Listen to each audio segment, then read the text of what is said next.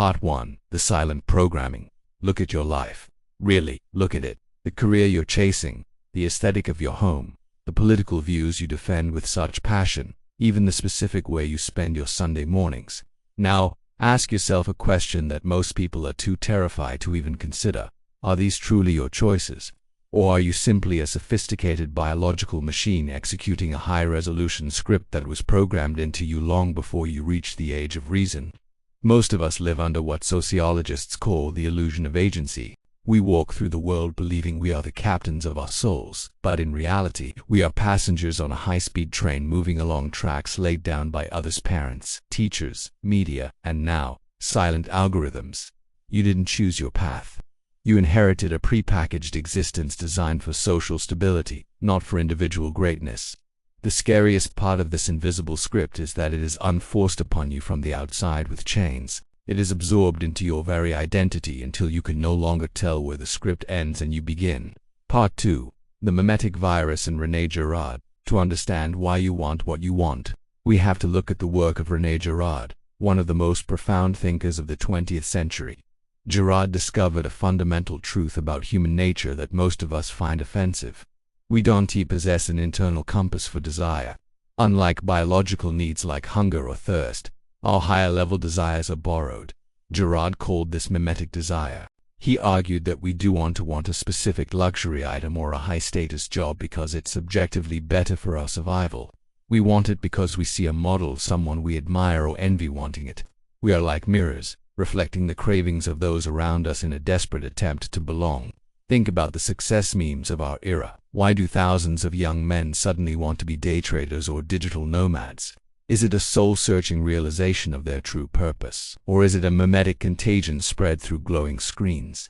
We are trapped in a race to win prizes we don't actually value, just to satisfy a script that tells us more is better. We are exhausting our life force to impress people we don't even like, using money we haven't earned to buy things we don't need. Part 3. The Neuroscience of the Comfort Prison. Why is this script so incredibly hard to flip? The answer is etched into the very folds of your brain, specifically in your basal ganglia.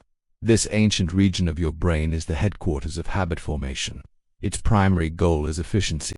Your brain is an energy-saving machine. It accounts for only 2% of your body weight but consumes over 20% of your metabolic energy.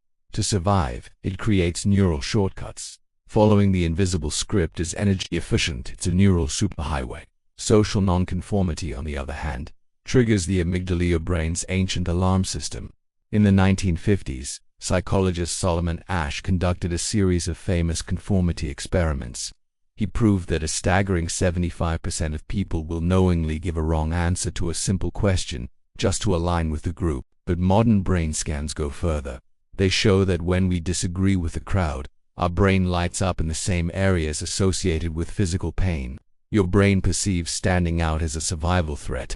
To our ancestors, being cast out of the tribe meant certain death. Today, your biology hasn't caught up. It treats an unpopular opinion as a death sentence, keeping you locked in the safety of the script through a constant drip of cortisol and fear. Part 4. The Selfish Meme and the Genetic Machine. In his landmark book, The Selfish Gene, Richard Dawkins introduced a concept that changed how we view culture. The meme, not a joke on a screen, but a unit of cultural information that replicates just like a virus. Ideas, beliefs, and scripts fight to survive by jumping from mind to mind. You are a host. The script of getting a stable 9-to-5 job, buying a house you can't afford on 30 years of credit, and retiring when your body is too old to enjoy freedom. This is a highly successful meme. It doesn't survive because it makes you happy. It survives because it ensures the stability of the socioeconomic system. You are being used as a biological vehicle for ideas that don't belong to you. You think you are thinking your thoughts, but in many ways, your thoughts are thinking you. You are a node in a vast network of cultural replication, executing code that was optimized for the collective, not for your individual fulfillment. Part 5. The Algorithmic Determinism. In the 21st century, the script has been weaponized. We have entered the age of algorithmic determinism. Every second you spend online, an AI powered by trillions of data points is mapping your psychographic profile. It knows your insecurities, your political leanings, and your secret desires better than your own family does. This AI isn't just predicting what you'll do next, it is actively molding your neural pathways. This is neuroplasticity in reverse. If an algorithm feeds you the same curated version of reality or outrage over and over, your brain literally rewires itself to accept that as the only truth. You are no longer an observer of the world. You are a customized product of a machine, living in a digital echo chamber designed to keep you predictable, docile, and profitable. The algorithm is the new architect of the invisible script, and its goal isn't your enlightenment, it's your engagement. Part 6. The Cost of Comfort and the Death of the Soul. There is a profound price to pay for living someone else's life. Psychologists call it cognitive dissonance. It's that low-level hum of anxiety you feel on a Sunday night. It's the feeling that you are faking it, even when you are winning. This happens because your true self, the raw, unprogrammed essence of who you are, is in a state of constant war with the script you are executing. We choose comfort over truth every single day. We choose the standard path because it's quiet.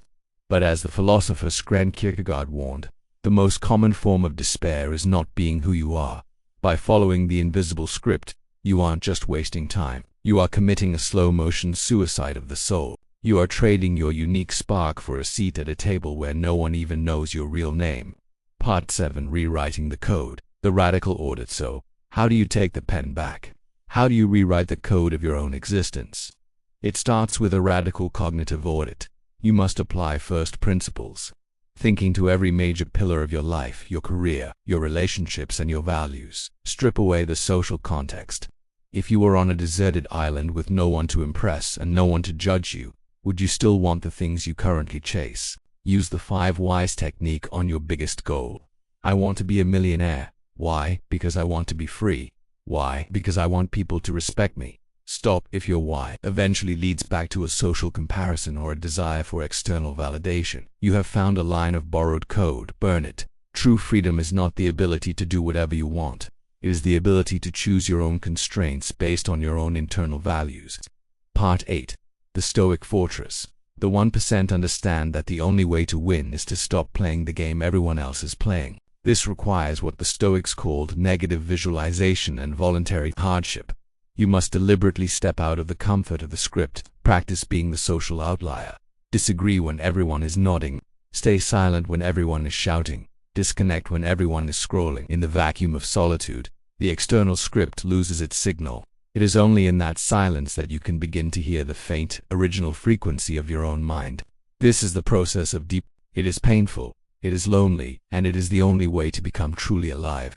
Part 9. Conclusion. The director's cut. The hardest part of waking up is realizing that you've been sleepwalking. But once you see the strings, you can't unsee them. You are no longer a puppet in a play you didn't write. You are the architect of a new reality. The world is full of actors reciting lines they don't understand, chasing shadows they don't even like. Don't be one of them. Stop executing someone else's code. Cut the strings. The script ends here. Your story begins now. Thank you so much for watching. If this video resonated with you, please hit that like button and subscribe for more content on building a life of freedom and purpose. I'd love to hear your thoughts in the comments below. See you in the next one.